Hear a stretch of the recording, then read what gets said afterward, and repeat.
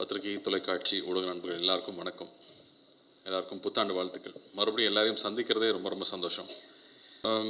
Cinema பற்றி சொல்லும்போது சின்ன வயசில் அப்பா சொன்ன ஞாபகம் இருக்குது. இது மாதிரி ஒவ்வொரு அரசியலையுமே வந்து அது யாருக்கு போய் சேரணும்னு எழுதியிருக்குன்னு சொல்லுவாங்க. அது மாதிரி சினிமாவில் இருக்கிற ஒவ்வொரு ஃப்ரேம்லையுமே யார் இருக்கணும்னு எழுதியிருக்குன்னு சொல்லுவாங்க. ஏன்னா அவங்க படம் நடித்து முடிச்சிட்டா கூட கடைசியில் தியேட்டரில் வருவோமான்னு தெரியாது, அது கடைசியில் காணாமல் போயிடும்னு சொல்லுவாங்க.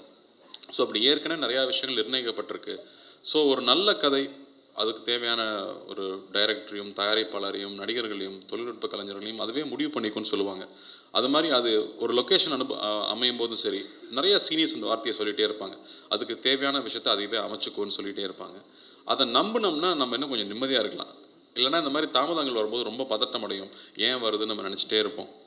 பட் அதை நம்பும்போது நிச்சயமாக அது ஒரு பிளான் பண்ணி அது இப்போ தான் வரணும்னு நினச்சி வருது அப்படிங்கிறது புரிஞ்சுக்கிட்டோம்னா நாம் வந்து கவலை இல்லாமல் நம்ம கையில் இல்லாத ஒரு விஷயத்துக்காக நம்ம வருத்தப்படாமல் நிம்மதியாக இருக்க முடியும். அந்த வகையில் இந்த படம் ஒரு பெரிய தாமதத்துக்கு அப்புறம், பெரிய போராட்டத்துக்கு அப்புறமா இன்றைக்கி வந்து சேர்ந்துருக்கு. ஞானவேல் சொன்ன மாதிரியே நானும் நிறைய பேருக்கு ரொம்ப நன்றி கடன்பட்டிருக்கேன். முக்கியமாக அண்ணாக்கு அவ்வளோ பெரிய சப்போர்ட்டாக இருந்து இந்த படம் ரிலீஸ் ஆகிறதுக்கு பெரிய உதவியாக இருந்திருக்காரு.